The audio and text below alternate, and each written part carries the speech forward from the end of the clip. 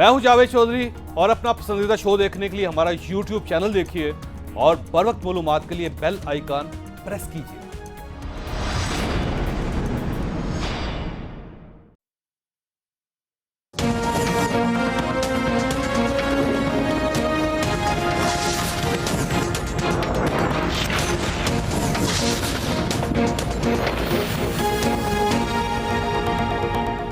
हम इस अवाम दुश्मन और पाकिस्तान दुश्मन बजट को फिलफौर और मुकम्मल तौर पर रद्द करते हैं जनाब स्पीकर। ये पहला मौका है कि आज गरीब भी शदीद तरीन एहतजाज कर रहा है, अमीर भी, कारोबारी भी, दुकानदार भी, सब चीख उठे हैं। आज सिर्फ 10 महीनों में इनकी बदतरीन नाअहली और नालायकी और इनके यू टर्न्स ने उस जहन्नत को जन्नत बना दिया इस पाकिस्तान को।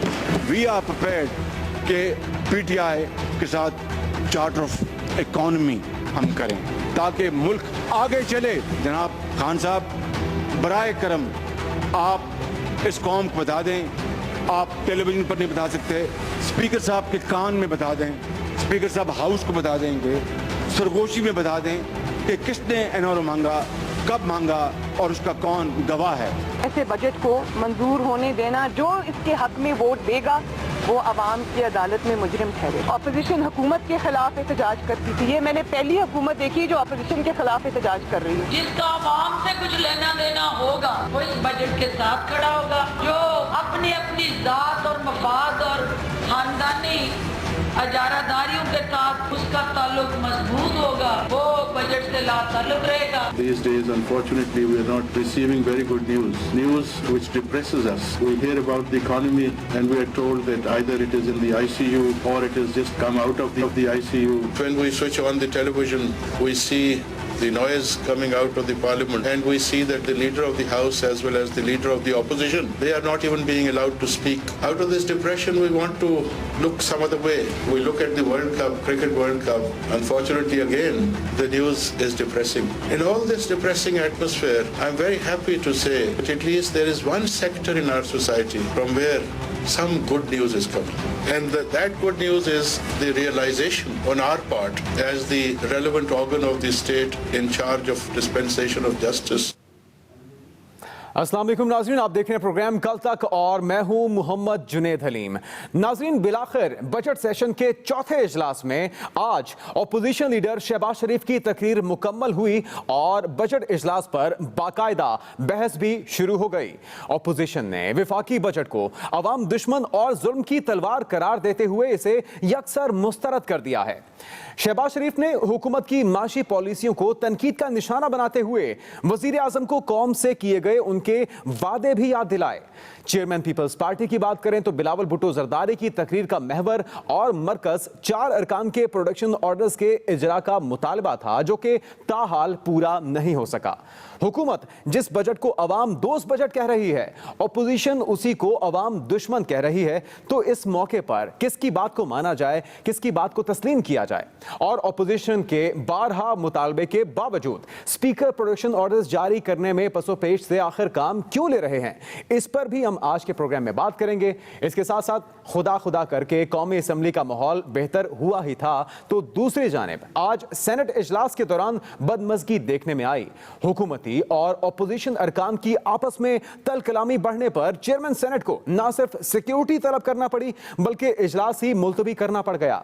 ये मामला कहां तक जाएगा, इस पर भी हम बात करेंगे। इसके अलावा आज शहबाज शरीफ ने एक बार फिर से हुकूमत को चार्टर ऑफ इकोनॉमी की यानी कि मिसाके मईशत की पेशकश कर दी है। क्या हुकूमत भी इस चार्टर को अमली जामा पहनाने के लिए एक कदम आगे बढ़ेगी? जबकि आज chief justice of Pakistan mister justice Asif Saeed Khosa ने भी मुल्क की सियासत, मईशत और क्रिकेट से मुतालिक खबरों पर मायूसी का इजहार कर डाला। इन तमाम मौज़ूआत पर हम आज के प्रोग्राम में बात करेंगे, जिसके लिए इस्लामाबाद स्टूडियो से हमें ज्वाइन कर रहे हैं फ़ारूक हबीब साहब, पाकिस्तान तहरीक इंसाफ की नुमाइंदगी कर रहे हैं। उन्हीं के साथ तशरीफ़ फरमाए इस्लामाबाद में खेल दास साहब, जो कि पाकिस्तान मुस्लिम लीग नून की नुमाइंदगी करेंगे। और कराची से हमें ज्वाइन कर रही हैं शहला रजा साहिबा, जो कि पाकिस्तान पीपल्स पार्टी की नुमाइंदगी करेंगी। आप तमाम मेहमानों को वेलकम कहते हैं प्रोग्राम में और इन तमाम इश्यूज को आपके सामने रखेंगे एक मुख्तसर ब्रेक के बाद।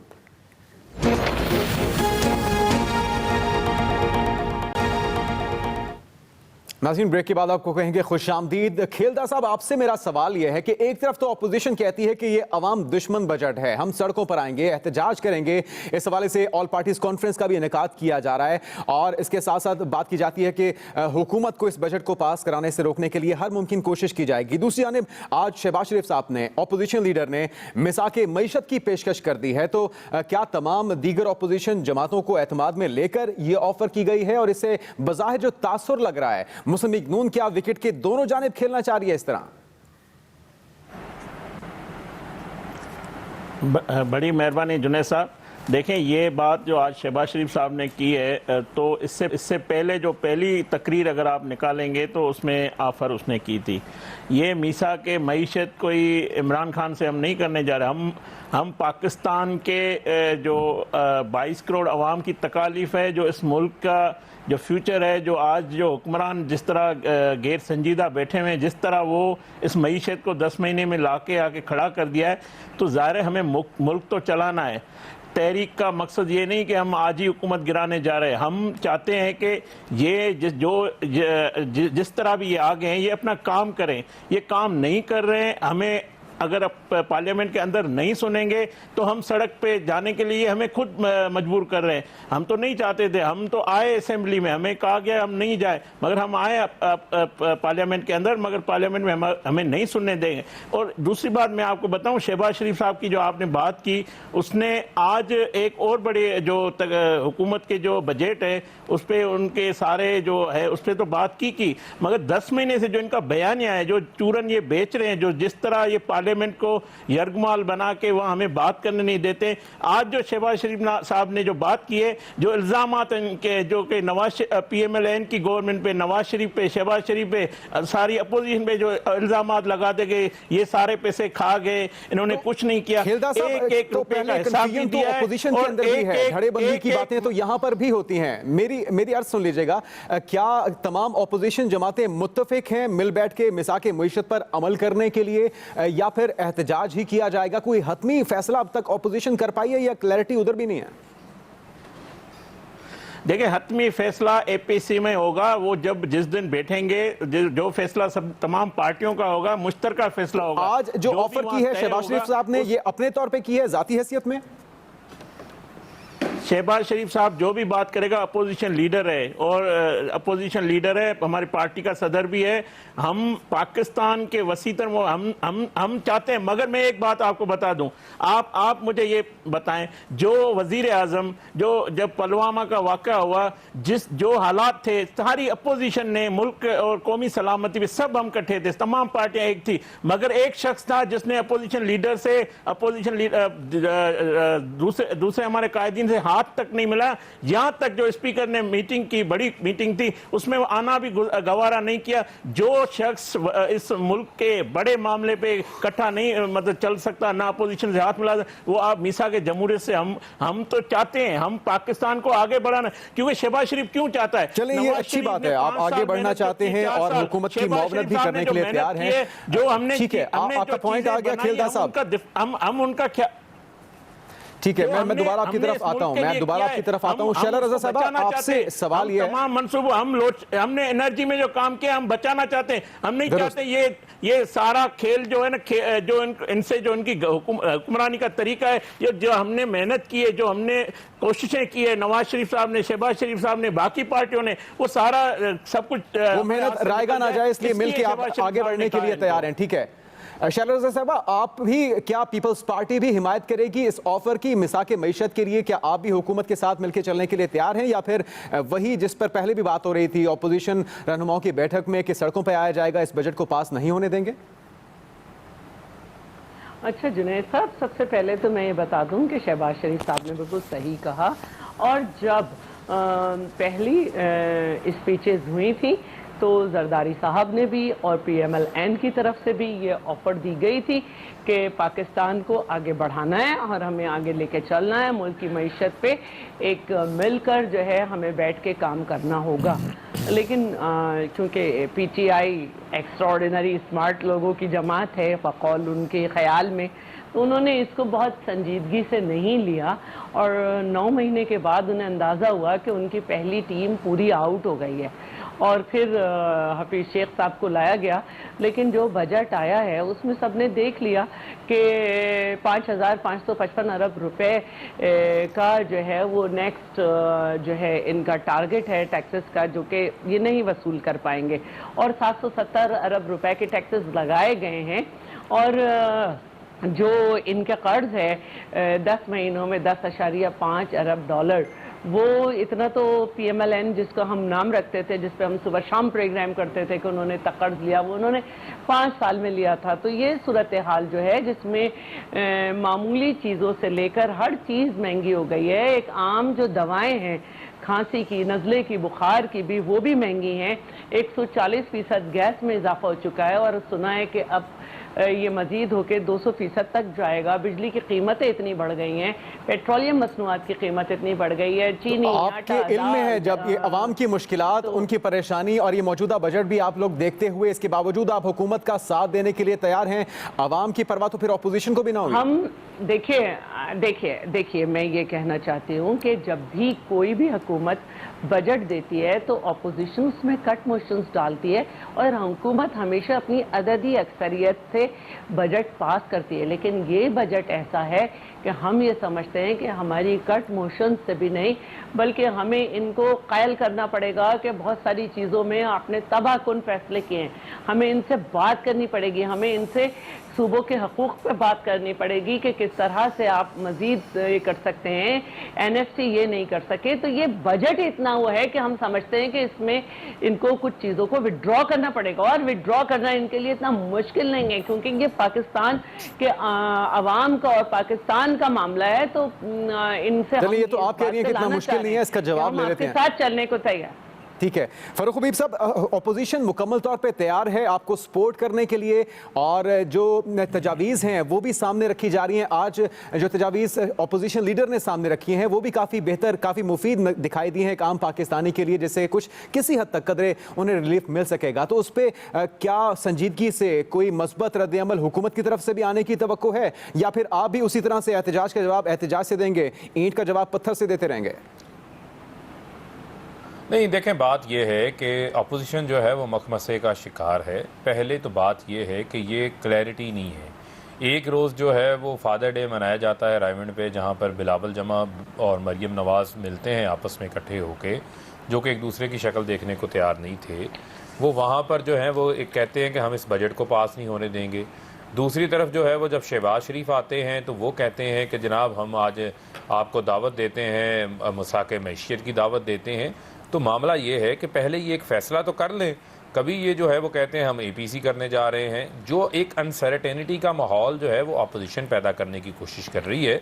हम तो बड़ा वाज़ेह हैं जो हमने अपने इक़दामात कर रहे हैं, जो जिस तरीके से, जिस हाल के अंदर पाकिस्तान की बदतरीन मैशियत आज तक जो है वो किसी हुकूमत को नहीं मिली जो हमें मिली है, जिसके 30,000 अरब रुपए तक के कर्जे पहुंच गए 6,000 अरब रुपए से, जिसका करंट अकाउंट डेफिसिट जो नून लीग को 2.5 अरब डॉलर मिला था वो 19 अरब डॉलर पे छोड़ के गए, जिसको वापस आज हम 12 अरब डॉलर के ऊपर लेकर आए हैं। जो ट्रेड डेफिसिट था वो रिकॉर्ड छोड़ के गए, जो फिजिकल डेफिसिट यानी कि जो बजटरी डेफिसिट था वो रिकॉर्ड छोड़ के गए। आज ये बात करते हैं महंगाई की या डॉलर बढ़ने की। आपको पता होना चाहिए, पाकिस्तान के आम आदमी को पता होना चाहिए कि इन्होंने इतने कर्ज लिए हैं कि उसका इस साल हमें 3,000 अरब रुपया हमने सिर्फ सूद की मद के अंदर वापस करना है। बेशुमार कर्जे लिए, इसी वजह से मुश्किल बजट लाना पड़ा, इसमें कोई दो राय नहीं। ये आपका मौक़िफ़ शायद पूरे पाकिस्तान को, पूरी दुनिया को मालूम हो चुका। फारूक साहब, जानना ये चाहेंगे कि जो तजावीज़ अब अपोजिशन सामने रखकर आपके पेश कर रही है और आपको ये ऑफर भी कर रही है कि मिसाके मईशत के तहत आप आम पाकिस्तानी की मुश्किलात को कम करने की कोशिश करें, क्या नजरसानी की गुंजाइश है? देखें मुझे जरा 1 मिनट बात मुकम्मल कर लेने दें, मैं उस पर भी उस बात पे भी आ रहा हूँ। देखें, मामला ये है कि ये जो तमाम तर हालात जो हमें विरसे के अंदर मिले हैं, अब हम इन चैलेंजेस को बेहतर करने की कोशिश कर रहे हैं। पहली बात ये है कि पाकिस्तान के अंदर आज तक जो है वो टैक्स नेट को बढ़ाने की कोशिश नहीं की गई, टैक्स बेस को बढ़ाया नहीं गया। इस बजट के अंदर पहली बार ये हुआ है कि आपने टैक्स बेस बढ़ाने की कोशिश की है। आप जो है उन लोगों को टैक्स नेट के अंदर लेकर आ रहे हैं जो कि अनटैक्स्ड एरिया से, जो कि टैक्स नहीं देते थे।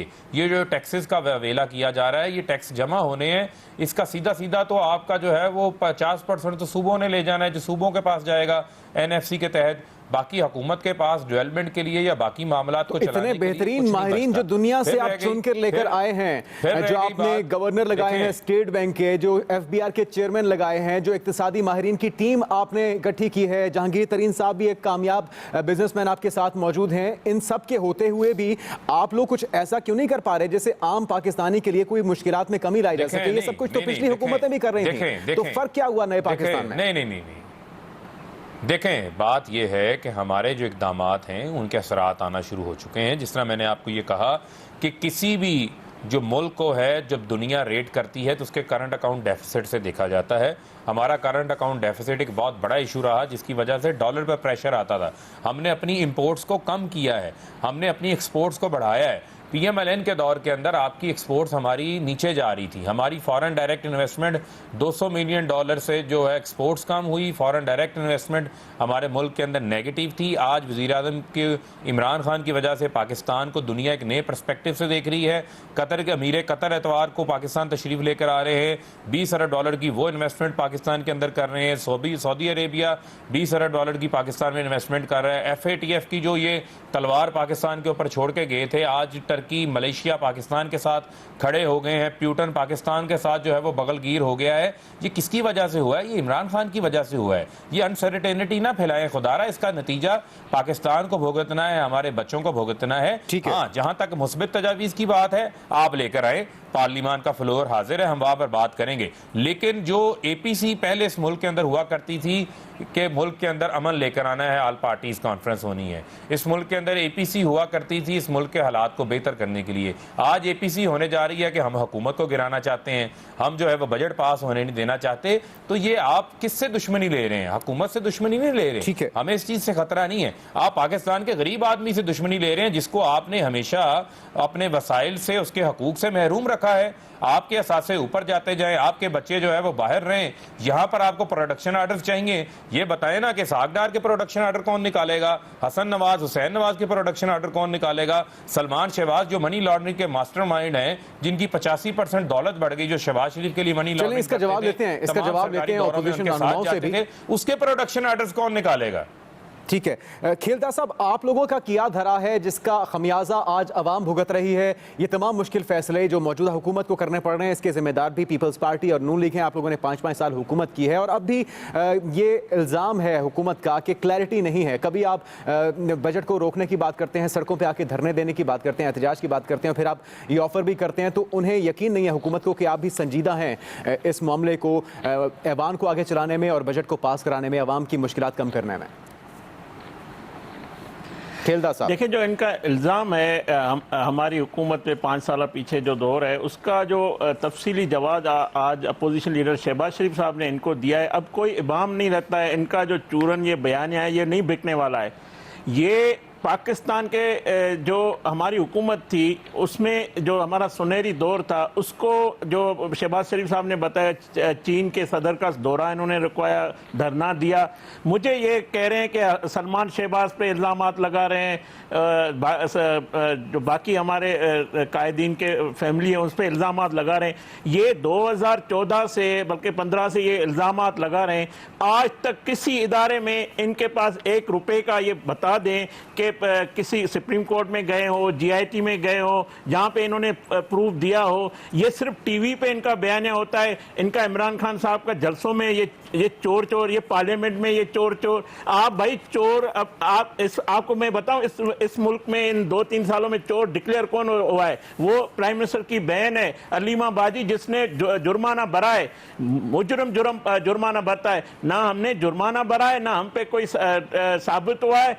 और इनको जो तकलीफ है, जो ये कहते हैं कि बिलावल भुट्टो जरदारी साहब और मरियम नवाज शरीफ साहब आया, एक तरफ ये कहते हैं कि इनकी सियासत खत्म हो गई है, PMLN की, पीपल्स पार्टी की, एक नियति लड़की से ये बिलावल मोहतरमा मरियम नवाज साहिबा से ये डरते हैं, ये बिलावल भुट्टो साहब से डरते हैं। इनकी मुलाकात, ये तसलसल है मोहतरमा शहीद बेनज़ीर भुट्टो और नवाज शरीफ साहब का जो चार्टर ऑफ डेमोक्रेसी का। हम बैठेंगे इस मुल्क के लिए, हम इस जमहूरियत के लिए, इस पाकिस्तान के 22 करोड़ अवाम के लिए हमारी लीडरशिप बैठेगी, क्योंकि हमने इस मुल्क को बनाया है। हमने दिन रात, हमारी लीडरशिप, नवाज शरीफ साहब ने मेहनत करके यहाँ तक मुल्क को, हम इनको जिस तरह इन्होंने 10 महीने में इस मुल्क की तबाही की है, जिस तरह मुल्क की इकानमी को इन्होंने, और ये मैं एक बात आपको बता दूं, ये उस दिन तबाही शुरू हुई जिस दिन नवाज शरीफ का फैसला आया। उसके फैसले के पीछे इनके मोरकात थे, ये लंदन प्लान था, ये मुल्क दुश्मनी थी जो नवाज शरीफ को इख्तिदार से निकाला। तब से ना डॉलर रुक रहा है, तब से न यह मईशत संभल रही है, और जिस दिन, जब तक नवाज शरीफ साहब कोट लखपत में होंगे, इनसे कुछ नहीं संभल सकेगा। ये हमारी लीडरशिप संभाल सकती है, ये हमारी कैपेसिटी है जो हमने। अभी तो इस वक्त मैंडेट मिल चुका है तहरीके इंसाफ को, और आपको भी जो मैंडेट मिला है ऑपोजिशन में रहते हुए, आपको भी उसका हक अदा करना है। चेहरा साहब आपकी तरफ ब्रेक मुख्तसर लेंगे और ब्रेक के बाद आपसे जानेंगे कि पीपल्स पार्टी और नून लीग मिलके एक आम पाकिस्तानी की मुश्किलात कम करने के लिए संजीदगी से क्या कर रहे हैं, क्योंकि उन पर भी इल्जाम यही लग रहा है कि ये अबू बचाओ मुहिम है। हकीकत क्या है, ये उनके सामने रखेंगे सवाल और उनसे जानेंगे। एक ब्रेक के बाद हाजिर होते हैं।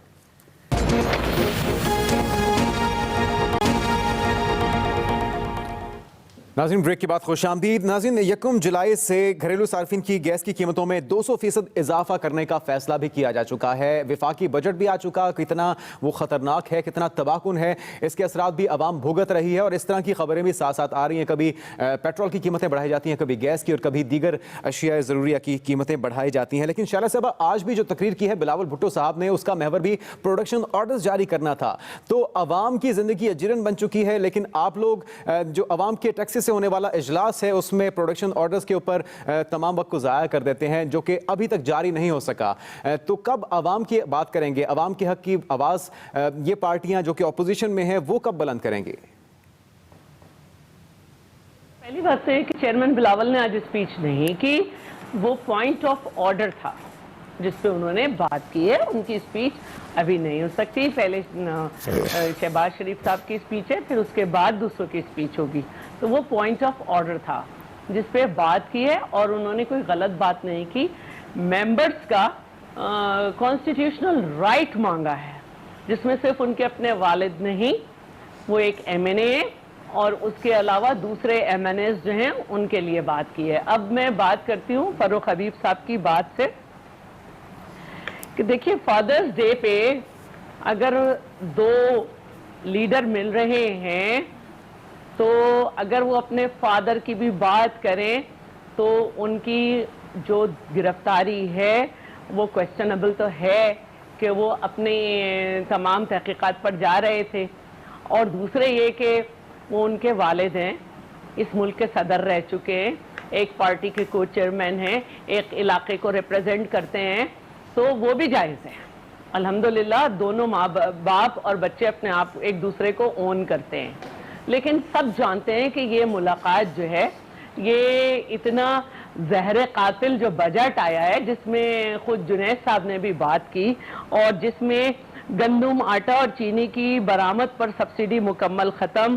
पहले 4 अरब रखे हुए थे नून लीग ने, जिस पर हम एतराज़ किया करते थे, और पास्को के लिए गंदम की खरीदारी पे भी 19 अरब से कम करके 16 अरब कर दी।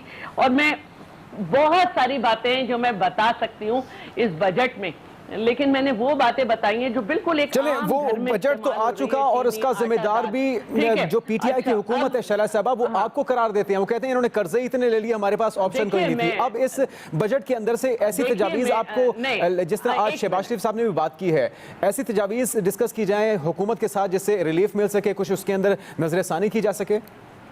सर मैं, अगर आप मुझे बात करने दें तो मैं बात करना चाह रही हूँ। देखिए, ये हम पे कर्जों का इल्ज़ाम लगा सकते हैं, ये जाने बगैर कि जब और हुकूमतों ने कर्जे लिए उस वक्त क्रूड ऑयल की कीमत जो है वो इंटरनेशनल मार्केट में क्या थी, आज वो बात भी हुई।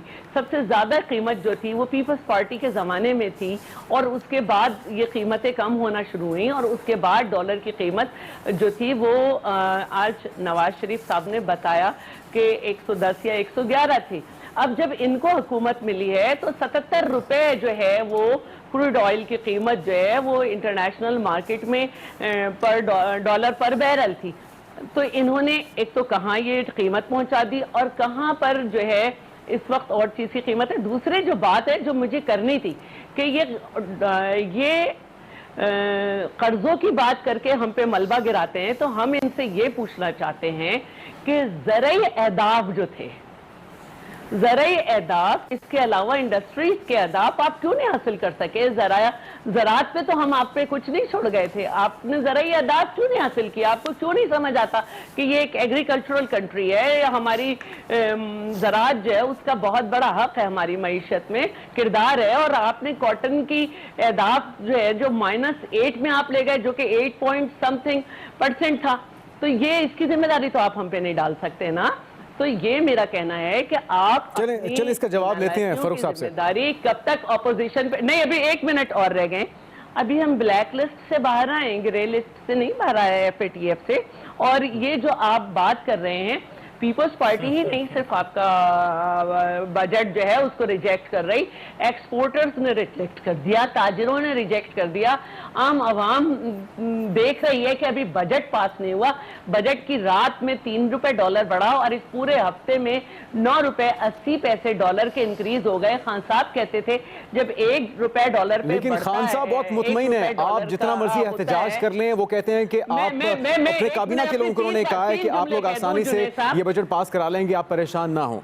चलें आपके इन तमाम सवालों को रखते हैं फारूक हबीब साहब के सामने। फारूक साहब, आप ऑपोजिशन, अगर उन्होंने कहा है कि आसानी से पास करा लेंगे तो 9 दिन में ऑपोजिशन को बोलने क्यों नहीं दिया? और खान साहब को अपने अल्फाज तंग नहीं करते कि जब गैस, बिजली और इन सब की कीमतें बढ़ जाएं तो समझो वजीर आजम चोर है? क्या उनको अपने अल्फाज तंग नहीं करते कि जब टैक्स पूरा ना हो तो समझो लोगों को वजीर आजम पे एतमाद नहीं है? क्या तंग नहीं करते कि जब वो कहते थे कि MST वालों को इन्वेस्टिगेट करूंगा, तो वो वक्त गया तो हमारे कर्ज लेने का भी वक्त गया। तो वो अब क्यों चोरों को और सबको, मैं आता हूं दोबारा, वो NRO दे रहे हैं MST की, आपको दोबारा मौका देते हैं, कोई भी नहीं उसमें। ठीक है। और वो जो कहते थे कि मैं कर्जा नहीं लूंगा, खुदकुशी कर लूंगा, तो खुदकुशी के तरीके भूल गए क्या? और आपने छोड़ा ही ऐसे हालत में मुल्क को, क्या और कोई ऑप्शन नहीं बची खान साहब के पास। फारूक साहब, आप ऑपोजिशन को तो उन्हें सब मालूम था। ठीक है फारूक साहब, आप ऑपोजिशन की बात को तो अहमियत नहीं देते, लेकिन आज चीफ जस्टिस ऑफ पाकिस्तान ने मायूसी का इजहार किया है। उन्होंने कहा है कि जिस तरह से ऑपोजिशन लीडर को और लीडर ऑफ द हाउस को बोलने के लिए मौका नहीं मिलता, बड़ी डिप्रेशन होती है देख के, पाकिस्तानी टीम की परफॉर्मेंस देख के भी उन्होंने कहा कि बड़ी मायूसी होती है। इसके साथ साथ मुल्क की मईशत पर भी उन्होंने तहफ़्फ़ुज़ात का इजहार किया है, खदशात का इजहार किया है। तो जो अवामी तवक्कुआत हैं, जो तहफ़्फ़ुज़ात हैं, उसकी तर्जुमानी आज चीफ जस्टिस ने भी कर दी है, तो उनकी बात को तो अहमियत देनी चाहिए। इसका मतलब है कि वाकई में सब अच्छा नहीं है। नहीं, देखें, बात यह है कि कोई भी हुकूमत हो, उस हुकूमत का जायज़ा कारकर्दगी का उसकी 5 साल की कारकर्दगी के बाद लिया जाता है। जिस तरह मिसाल के तौर के ऊपर पीपल्स पार्टी की हुकूमत आई तो पीपल्स पार्टी अपने 5 साला दौर मुकम्मल करने के बाद जो है वो कर्जे तो छोड़ के गई, लेकिन उसके बावजूद जो है वो गैस का बहरान भी छोड़ गई, बिजली का बहरान भी छोड़ गए। और जाते हुए जिस आज मज़ाक़े जमहूरियत की बात हो रही थी, जो चार्टर ऑफ डकैती की बात ये कर रहे हैं, उसके अंदर एक और जुल्म किया जो पाकिस्तान की इंडस्ट्री के साथ हुआ, पाकिस्तान के एक्सपोर्ट्स के साथ हुआ। नवाज शरीफ साहब बनना चाह रहे थे, तीसरी बार वज़ीर आज़म बन गए, ठीक है। उसके बाद कंप्रोमाइज़ क्या कर गए कि जो हमारी गैस की, जो हमारी इंडस्ट्री है, उसके लिए सिंध के अंदर जो है वो गैस के रेट्स कुछ और थे जो सस्ते थे, जो पंजाब के अंदर इंडस्ट्री थी उनको महंगे मिल रही थी। इस हुकूमत ने आकर पूरे मुल्क के रेट्स को बराबर किया, सब्सिडी दी। आज बंद मिलें जो कि कबाड़ के भाव बिक रही थी, आज उनके ताले खुल गए। आज आपका एक्सपोर्टर खुश है जो ये बात कर रही थी कि, लेकिन जो प्री बजट प्रेस कॉन्फ्रेंस की थी अब्दुल हफीज शेख साहब ने, फारूक साहब, उसमें तो उन्होंने बताया कि कोई भी अहदाफ जो आपकी अपनी गवर्नमेंट ने सेट किए थे वो भी हासिल करने में आप नाकाम रहे। नहीं, सुन लें जरा, मुझे जरा, बड़ी लंबी दो लोगों ने बात की है, फिर 30 सुन लें। जी सुन लें, जरा अपना हौसला रखें, इंशाल्लाह अभी भी मुझे बात मुकम्मल कर लें। देखें, मामला ये है कि बात जो ये बार बार करते हैं, जो हुकूमत के ऊपर ये डालते हैं, देखें हमें आए अभी 10 माह हुए हैं, हम अपनी पॉलिसीज़ को हमने इम्प्लीमेंट किया है, उनके नताइज आना शुरू हो गए हैं। मिसाल के तौर के ऊपर जो मैंने आपको की, ये बजट की बार बार बात करते हैं, इस मुश्किल तरीन हालात के लिए बात एहसास की होती है। वज़ीर आज़म इमरान खान ने 200 अरब रुपया एहसास प्रोग्राम के नाम के ऊपर रखा है, जो डायरेक्टली गरीब आदमी को जो है सब्सिडाइज करने जा रहे हैं आप। फिर आप आ जाएं जो बजट है इसको देख के आपको लगता है कि वाकई में एहसास किया गया पाकिस्तानी का, एक आम शख्स का? सुन लें बात मुकम्मल कर लें। जो सेहत इंसाफ कार्ड है ये पूरे पाकिस्तान के अंदर डिस्ट्रीब्यूट होने जा रहा है। वो लोग जो अपना इलाज नहीं करवाने की इस्तात रखते, उनकी फैमिलीज के पास 7.5 लाख रुपया साल का सेहत के लिए रखा गया है। 100 अरब रुपया जो है वो नौजवानों के लिए रखा गया है, जो स्टार्टअप्स के लिए, जो पाकिस्तान की मैशियत को आगे लेके जाएंगे। उसके अलावा 216 अरब रुपया सब्सिडी दी गई है 300 यूनिट इस्तेमाल करने वाला वो आदमी को, जो कि गरीब आदमी है, जो लोअर इनकम ग्रुप का है। मुझे बताएं इससे बेहतर बजट और क्या हो सकता है? फिर उसके अलावा ये बार बार बात करते हैं कि इनका सुनहरी दौर था। अब सुनहरी दौर की जरा बात मुकम्मल मुझे बगैर इंटरप्रेट किए सुन लें। सुनहरी दौर ये था कि इस मुल्क का जो प्राइम मिनिस्टर था, वजीर आजम था, वो 1100 कैनाल के घर में रहता था, जिसके बजट 1 अरब 40 करोड़ रुपया था। इमरान खान की गलती ये है कि उसने 1 अरब 40 करोड़ रुपए के बजट को कम करके 86 करोड़ रुपए पे ले आया है वजीर आजम सेक्रेटेरिएट के, जिसके अंदर 80% तनख्वाहें हैं। उसने कितने पैसों की जो है वो बचत की है? वो आज उस वक्त के वजीर आजम 28 करोड़ रुपया नवाज शरीफ अपने इलाज पे खर्च करते हैं, 777 बोइंग जहाज लेके जाते हैं, 5 करोड़ रुपए का जहाज बच्चे इस्तेमाल करते हैं वजीर आजम का, 32 करोड़ रुपए का शहबाज शरीफ जहाज इस्तेमाल कर जाते हैं, 80 करोड़ रुपए की रायमंड की दीवार बनती है, अरबों रुपए की जो है वो सड़कें बनाई जाती हैं, 5-5 कैंप ऑफिस होते हैं। जरदारी साहब की बात करें तो इसका जवाब लेते हैं, इसका जवाब ओपोजिशन रहनुमाओं से लेते हैं। जिस तरह की सूरत हाल आप बता रहे हैं, इसके बाद तो लगता है कि सब अच्छा है, ओपोजिशन की तनकीद जवाब है, लेकिन हकीकत क्या है और अपोजिशन किस तरह से इन तमाम जो हकायक हैं उनको झुठलाएगी, ये उन्हीं से हम जानेंगे एक ब्रेक के बाद। ब्रेक के बाद खुशामदीद। खिलदा साहब, हुकूमत कोशिश तो कर रही है हालात की बेहतरी के लिए। एमकेएम को भी एक और वजारत देने का फैसला किया गया है। तरक्याती स्कीमों के लिए अख्तर मेंगल के तमाम अरकीन को 15 करोड़ रुपए दिए जाएंगे। इसके साथ साथ एनडीसी का कयाम, नेशनल डेवलपमेंट काउंसिल की तश्कील अमल में लाई गई है। इस तरह की कोशिशें हो रही हैं और जो माशी माहिरीन की टीम है वो भी दिन रात एक किए हुए है माशी बुहरान पर काबू पाने के लिए। तो आपको तो खुश होना चाहिए, साथ देना चाहिए हुकूमत का एक नए पाकिस्तान की तश्कील में, लेकिन आप लोग एतराज करने से बाज नहीं आते। जुनेद, मुझे 1 मिनट तक क्विकली अपनी बात मुकम्मल कर लेने। ब्रेक से पहले मेरी बात रह गई थी थोड़ी सी, मुख्तसर कर दीजिएगा, मौका देना हमें खिलदा साहब को। बिल्कुल। देखें, जो शैला रज़ा साहिबा ने बात की थी आसिफ अली जरदारी के हवाले से, ये बार बार कहते हैं विक्टिमाइजेशन का पहलू है। ये केसेस हमने नहीं बनाए, ये जो आज की बगलगीर हुए हैं, जिनके साथ ये जाकर रायमंड के अंदर तीतर बटेर के नाश्ते कर रहे हैं, उनके बनाए हुए हैं। चौधरी निसार ने ये केसेस शुरू किए थे। सुप्रीम कोर्ट ने ये नैब के पास भेजा जेआईटी का केस, और नैब ने वारंट्स निकाले और कोर्ट से, जिनसे आसिफ अली जरदारी को 12 बार जो है वो एक्सटेंशन मिली। तो फिर आपको और आपकी हुकूमत को, वज़ीर आज़म को तो क्रेडिट नहीं लेना चाहिए कि आप लोगों के आने से एहतसाब हो रहा है। ये तो फिर उन्होंने अपनी हुकूमतों में करके दिखा दिया। आपको इससे क्या मसला है? आप प्रोडक्शन ऑर्डर जारी करना, केसेस पे बात नहीं करेंगे। 4.5 अरब रुपए का आसिफ अली जरदारी साहब के ऊपर मनी लॉन्ड्रिंग का मामला है। जहां तक रहेगी बात प्रोडक्शन ऑर्डर की, वो हमने ये मामला तो अदालतों ने देखना है फरूख साहब। प्रोडक्शन ऑर्डर उनका आईनी हक है और ये मुतालबा भी आईनी है, तो इसको तस्लीम करने में कोई मुजायका नहीं होना चाहिए। लेकिन बहरहाल क्या वजह है ये आपकी हुकूमत बेहतर बता सकती है। चलिए, ये बहस किसी और तरफ चली जाएगी। खिलदा साहब को मौका देंगे हम। खिलदा साहब, मेरे सवाल का जवाब दीजिएगा। जुनेद साहब, मैं फ़रक हबीब साहब का पहला ये जवाब दे दूं कि जो उन्होंने कहा कि नवाज शरीफ साहब सरकारी खर्च पे इलाज कराते थे, खाना और चाय।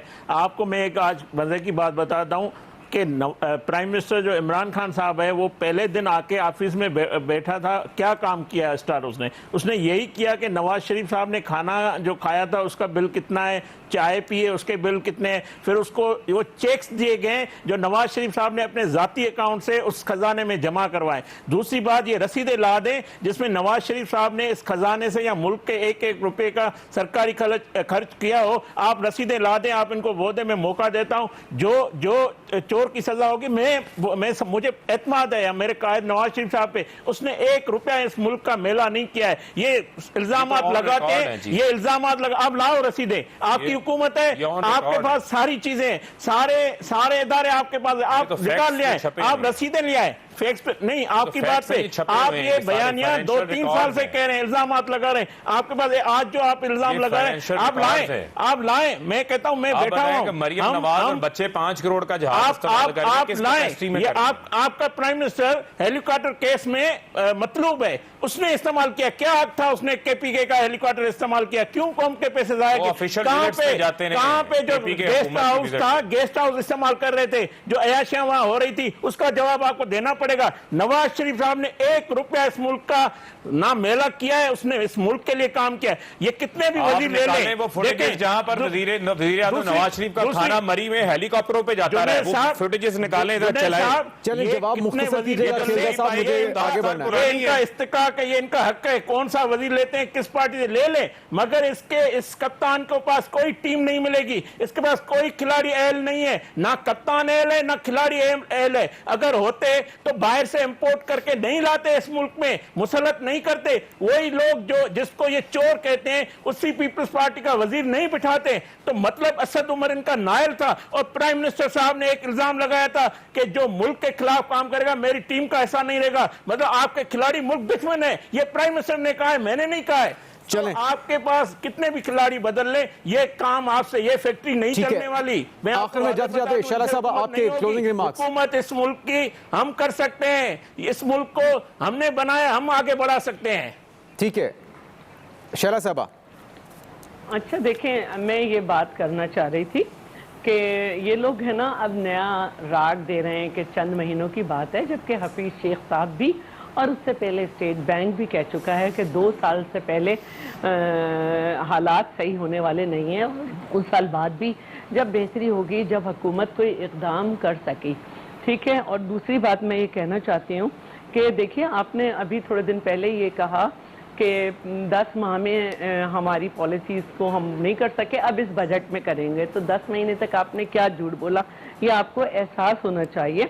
और एहसास प्रोग्राम जब शुरू होगा, जब उसका फ़ायदा होगा, उससे बड़ा प्रोग्राम सिंध में चल रहा है, पीपल्स पावर्टी रिडक्शन प्रोग्राम, वो 2010 से चल रहा है, उसके असरात। ठीक है, उम्मीद करते हैं कि जो ऑपोजिशन के अच्छी तजावीज़ पे हुकूमत अमल करेगी, ताकि आवाम के लिए जो मुश्किलात का एक पहाड़ नजर आ रहा है इस बजट की सूरत में, उसमें कमी लाई जा सकेगी। आज के प्रोग्राम से नाज़रीन इतना ही। आप तमाम मेहमानों की तशरीफ़ आवरी का बहुत शुक्रिया।